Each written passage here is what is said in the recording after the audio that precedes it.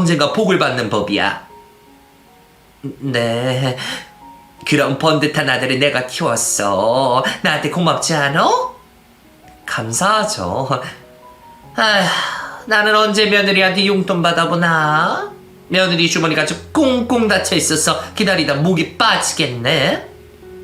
네? 농담이야. 아무튼 내 친구는 며느리가 어찌나 살다르게 챙겨주던지 그것도 복인가 싶더라. 정말 웃긴 게 저를 무시하는 발언을 실컷 하시고는 용돈은 제 주머니에서 주길 원하시더라고요. 제가 시댁에 대해서 큰 기대를 한 건 아니지만 그래도 점잖은 분들이라고 생각했거든요. 그런데 돈에 대한 이야기는 노골적으로 하시는 편이라 불편했던 적이 한두 번이 아니었어요. 그리고 시댁에 조카가 한 명 있잖아요. 그 조카가 7살 남자였는데 저를 만날 때마다 이렇게 말하곤 했어요.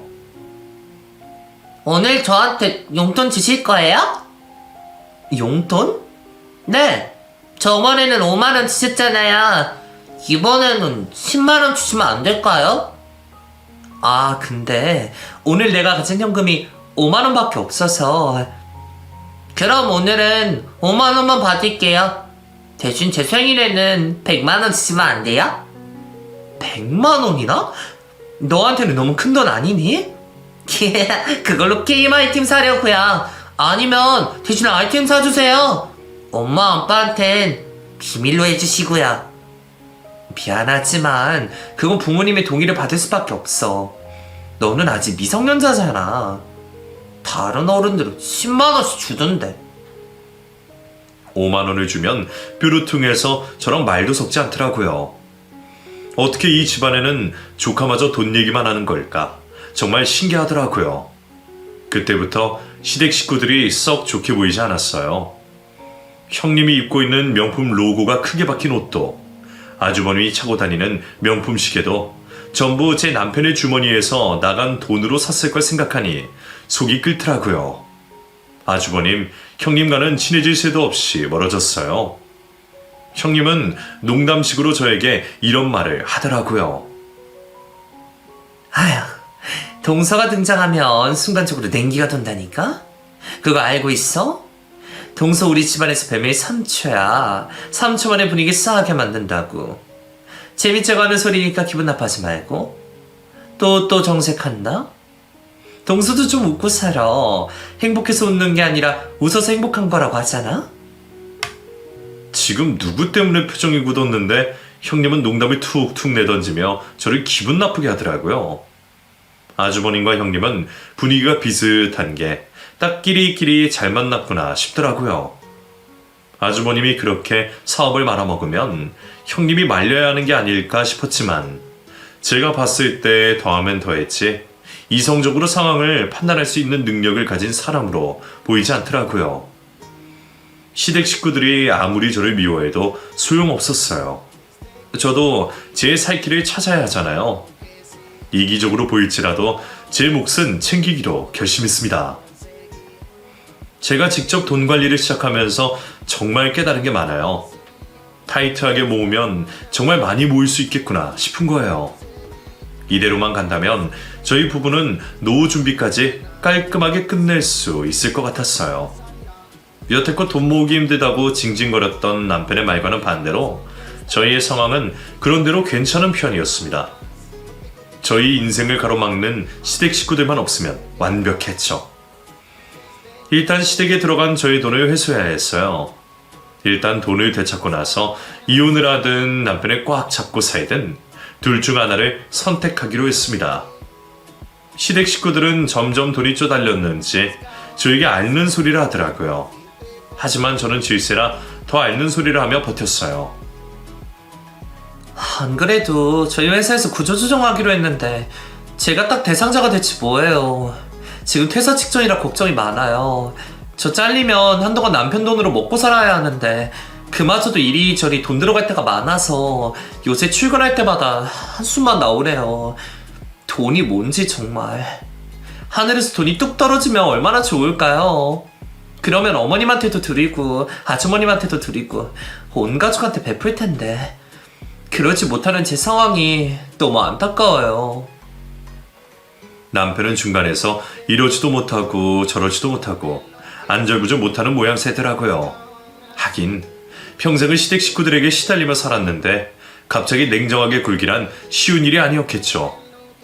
성향 자체가 워낙 평화주의를 지향하는 사람이라 조금만 갈등이 생겨도 못 견디는 타입인데 제가 악마를 자처하니 남편도 많이 불편했는지 저에게 슬며시 제안을 하더라고요. 많이 힘들다고 하시는데 그래도 좀 도와드리면 어떨까? 이혼 당하기 싫으면 가만히 있어. 내가 알아서 할 거니까. 돕더라도 내가 판단하고 도울 거야. 그래도 남편이 군말 없이 제 말을 달아줘서 다행이라 생각했어요. 월급을 따박따박 제 통장에 잘 넣는 걸 보니 이 사람도 충분히 변화할 수 있는 사람이다 싶었고 희망이 보이더라고요. 처음부터 이렇게 했으면 좀 좋아요. 그랬다면 이혼이라는 걸 생각조차 하지 않았을 텐데 말이에요. 아무튼 모든 것들이 안정되었을 땐 남편을 계속 보듬으며 열심히 살아볼까도 생각하게 되더라고요. 하지만 얼마 지나지 않아 그런 저의 희망이 와장창 깨지고 말았습니다. 어느 날 남편이 늦은 귀가를 했을 때 피곤하다고 먼저 잠을 자더라고요. 저는 그날따라 잠이 오지 않아서 침대에서 뒤척이고 있는데 남편의 핸드폰이 번쩍거리는 게 보였습니다. 새벽인데 무슨 연락이 왔나 싶어 봤더니 모르는 번호로 문자 하나가 왔더라고요. 고마워. 너는 항상 내가 인생을 포기하고 싶을 때마다 도움을 주네. 그만큼 너는 나한테 소중한 사람이야. 이 은혜는 평생 잊지 않을게. 조만간 시간 좀 내줘. 밥 한 개 살 테니까. 그리고 오늘 너무 즐거웠어. 잊지 못할 거야. 그 문자를 읽는데 기분이 이상하더라고요. 분명 뭔가 있겠다 싶어서 본능적으로 남편의 핸드폰을 켜서 주고받은 대화를 확인했습니다. 대부분이 지워지고 없어졌지만 남편이 그 여자를 부르는 이름이 한눈에 보였어요. 지영이라고 하는 그 여자. 제가 아는 이름이었습니다. 남편과 한참 연애할 때 남편의 친구들을 소개받은 적이 있었어요. 그때 술에 취한 한 친구가 저에게 실수로 지영이라고 부른 적이 있었고 자초지종을 물어보니 남편의 첫사랑 상대이자 길게 연애했던 여자 이름이 지영이더라고요. 그때는 지나간 과거고 남편이 실수한 것도 아니고 친구가 실수한 거니 신경은 쓰이지만 쿨하게 넘기려고 노력했습니다. 그런데 제 남편이 첫사랑 상대와 아직도 연락을 하고 있었던 거예요. 그것도 대화의 뉘앙스를 보니 남편이 첫사랑에게 도움을 준 것 같더라고요. 그리고 그날 같이 있었던 게 분명해 보였습니다. 심장이 쿵쾅대고 손이 벌벌 떨렸어요. 그리고 땀이 차갑게 식는 기분이 들면서 분노가 치밀더라고요. 당장 남편을 흔들어 깨웠어요. 남편은 신눈을 뜨며 저에게 무슨 일이야? 하고 물었습니다.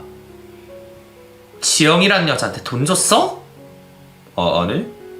변명할 생각하지 마. 돈 줬잖아. 아니라고 하면 다야? 내가 핸드폰 다 봤는데?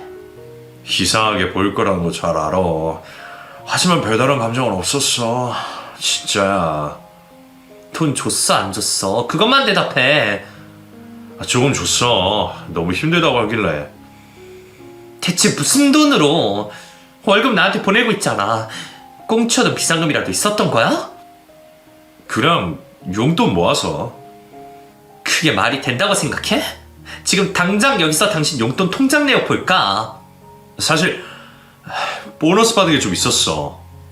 나한테는 보너스 없다며. 그럼 여태껏 보너스 받은 돈 차곡차곡 모아서 시댁 식구들 챙기고 첫사랑같이 챙긴 거야? 내가 당신을 어디까지 이해해야 돼?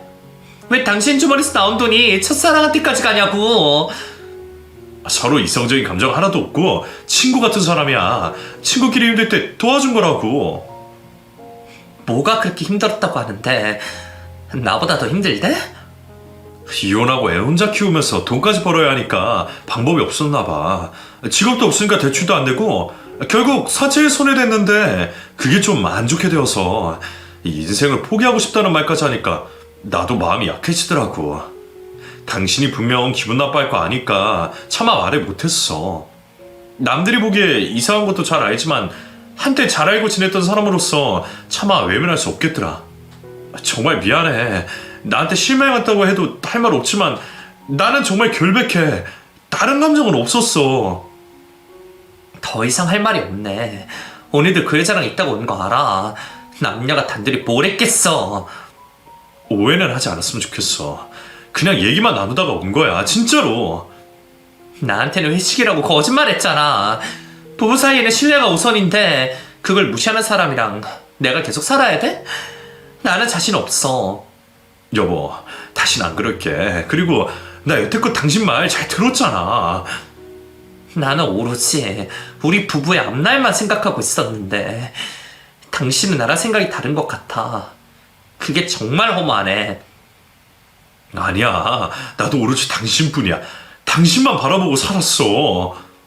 나만 바라보고 살았다는 사람이 이따위로 행동해? 당신은 그냥 사람 자체가 우유부단에 너무 멍청한 인간이야. 내가 어떻게 당신을 믿고 살아? 딴 여자한테 돈 챙겨주는 남자를 내가 어떻게 믿냐고. 가슴이 무너져 내렸고 모든 게 끝난 기분이었습니다. 이 사람과는 도저히 안 되겠구나. 우리의 미래에는 조금의 희망도 남아있지 않는구나 싶어서 저절로 결혼 생활을 포기하게 되더라고요. 비상금을 모은 건 그렇다 쳐도 그 돈으로 첫사랑을 돕는다는 게 말이 되는 소린가요? 게다가 그 첫사랑과 늦은 시간까지 단둘이 있다 집에 들어와 아무렇지 않게 다정한 척을 했던 인간이에요. 소름이 돋았고 경멸스러웠습니다. 마음의 정리는 순식간에 이뤄졌어요. 남편은 끊임없이 저에게 잘못했다고 빌었고 저는 한동안 대응을 하지 않고 묵묵부답인 채로 지냈어요. 그리고 뒤에서는 이혼을 준비하고 있었죠. 나중에 내가 말을 섞으니까 화가 풀린 줄 알더라고요. 하지만 그때는 모든 정리를 끝내고 남편에 대해 미련조차 남아있지 않을 때였습니다. 이제는 남이나 마찬가지인데 증오할 필요조차 없잖아요. 남편은 저에게 고맙다고 하더라고요. 역시 날 받아줄 수 있는 사람은 우리 와이프밖에 없다니까. 당신은 정말 그릇이 큰 것 같아. 부족한 나를 항상 이해해줘서 너무 고마워. 내가 앞으로 진짜 잘할게. 그래. 사실 나도 잘한 거 하나도 없지 뭐. 당신은 옥죄인 것 같아서 미안하네. 에이, 뭐가. 다 우리 잘 되자고 노력한 거잖아. 나는 당신 입장 충분히 이해해. 어머님이랑 아버님한테 뭐 필요한 거 없으시냐고 물어봐. 왜? 여태껏 제대로 못 챙겨드린 것 같아서. 당신이 그런 생각까지 해주고 나 너무 감동이야. 앞으로는 당신 식구들 잘 챙겨드리자. 어려울 때 돕는 게 가족이잖아. 이제는 내 가족도 아니니 네 돈으로 희생을 하든지 말든지 마음대로 하라고 그 말을 꺼냈어요. 그랬더니 남편이 눈물까지 글썽이며 제 손을 잡고 고맙다고 하는 거예요. 역시나 이 인간은 절대로 변하지 않을 인간이라는 걸 확신하게 되었죠. 그렇게 이혼을 앞당기던 어느 날 웃지 못할 사건 하나가 터지고 말았습니다. 혼자 집에 있는데 남편이 집에 들어와서 신발 벗는 곳에서 서성이고만 있더라고요. 뭐해 안 들어오고. 아, 그게 여보, 사실 할 말이 있어. 뭔데? 남편이 망설이는 사이 시어머니가 문을 확 열며 집 안으로 들어왔습니다. 그리고 연달아 시아버지, 아주버님, 형님, 조카까지 5 식구가 한꺼번에 저희 집에 난입했어요. 어리둥절해서 쳐다만 보고 있자 시어머니가 먼저 말을 꺼내시더라고요. 우리가 길거리에 나앉게 생겼으니 여기서 신세 좀 지마. 네? 갑자기요? 왜요? 왜긴 왜야. 빚 때문에 압류당했으니까 그렇지. 압류를 당할 때까지 빚을 못 갚으신 거예요? 왜겠냐? 네가 갚아줬으면 진작에 이런 일이 일어나지 않았겠지. 가족이 압류당하는 것도 모르고 아주 혼나서 신나게 TV 보고 있었구만. 그래서 여기에 머무실 거예요? 당연하지. 우리가 갈 데가 어디 있겠니? 여기 굉장히 좁을 텐데요. 우리는 딱 붙어서 자니까 괜찮아. 아무것도 신경 쓰지 마라. 우리가 알아서 잘 지낼 테니까. 지금 아마 용달 오고 있을 거야. 그러니까 너희 짐 좀 빼줘. 우리가 집에 짐이 좀 많아서 그래. 시댁 식구들은 의기투합해서 남편 옆에 착 붙어 딸려왔더라고요. 그 모습을 보자마자 가슴이 답답해서 당장이라도 뛰쳐나가고 싶었어요. 드디어 이혼을 선언해야 될 때가 왔구나. 본능적으로 느껴졌습니다. 제가 마련한 집에서 시댁 식구들이 옹기종기 모여 산다는 것 자체만으로도 치가 떨리더라고요. 용달 기사님이 오고 있다는 소리를 듣자마자 아파트 앞으로 나갔어요. 기다리다 보니 멀리서 대형 트럭이 오고 있더라고요. 저는 바로 달려가서 용달 기사님께 웃으며 외쳤습니다. 기사님, 그대로 쓰레기장으로 유턴해주세요. 네? 그게 무슨 소리입니까? 땡땡 아파트 땡땡동 땡땡호 도착지 맞죠? 거기 집주인이 저예요. 돈은 제가 10배로 챙겨드릴게요. 그러니까 바로 쓰레기장으로 가주세요.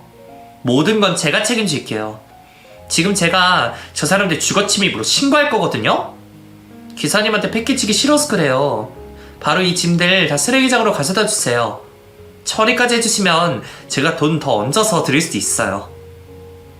아마 용달 기사님도 저를 보며 처음에는 미친 여자라고 생각하셨을 것 같아요.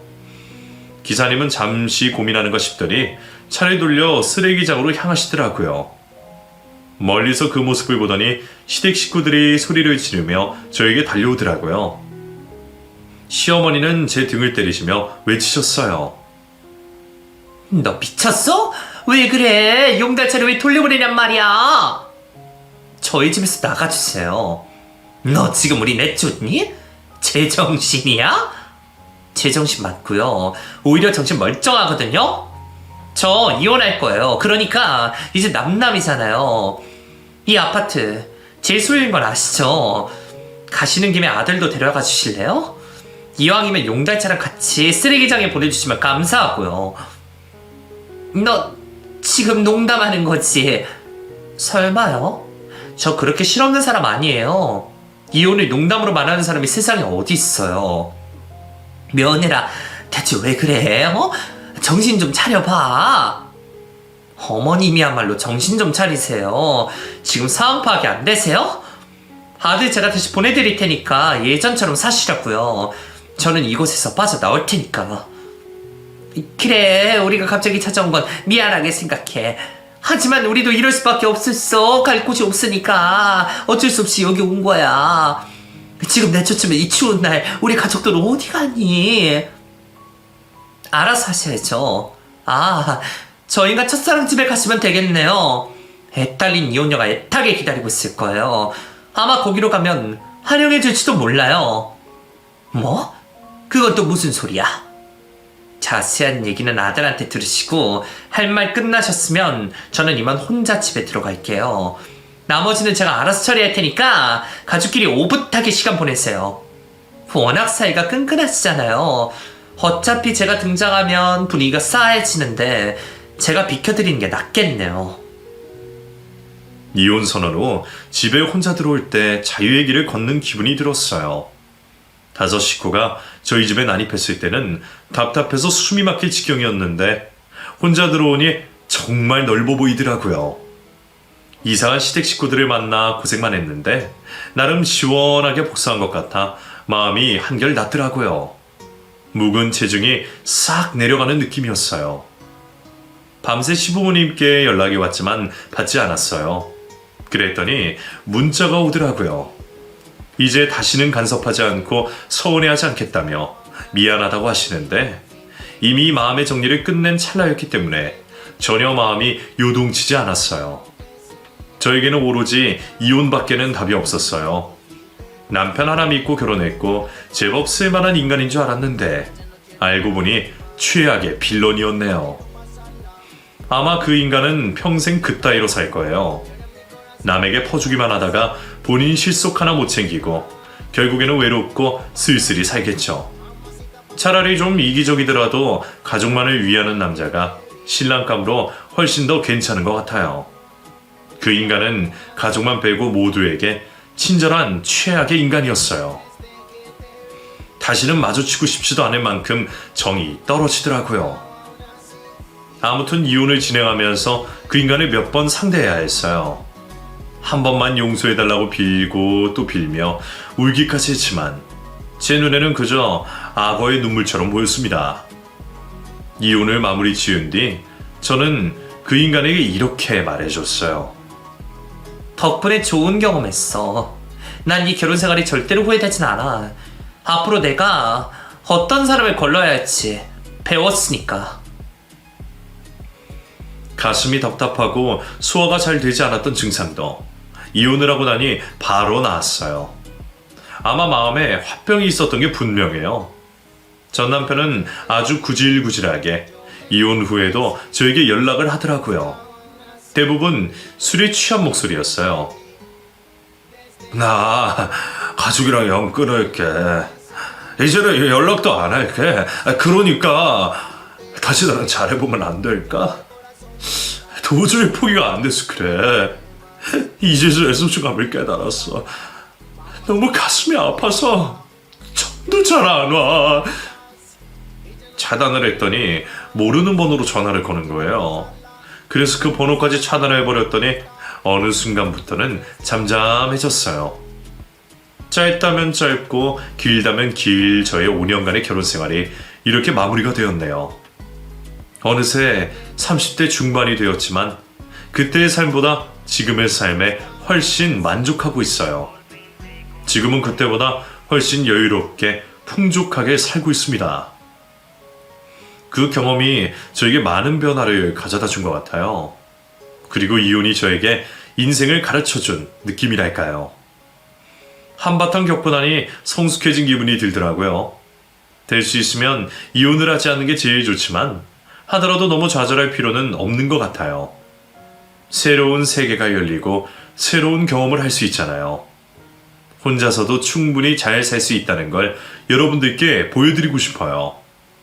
그리고 지옥 같은 결혼 생활보다는 천국 같은 솔로 생활이 훨씬 낫지 않나요? 예전에는 남들처럼 꼭 이때 결혼을 해야 하고 이때 아이를 낳아야겠다는 강박이 있었는데 지금은 그런 속박에서 벗어나니까 오히려 마음이 편해진 것 같아요. 사람에게는 다 각자의 때가 있는 법이잖아요. 저는 앞으로도 저만의 박자에 따라 살아볼 계획입니다. 이야기를 장황하게 시작했는데 마무리를 어떻게 해야 할지 모르겠네요. 심플하게 인사를 드리며 마무리를 짓도록 하겠습니다.